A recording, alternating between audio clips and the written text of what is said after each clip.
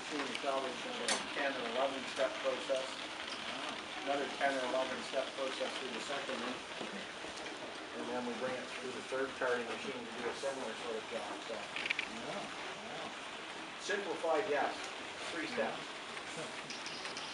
And so the carding process, was what waste that comes out?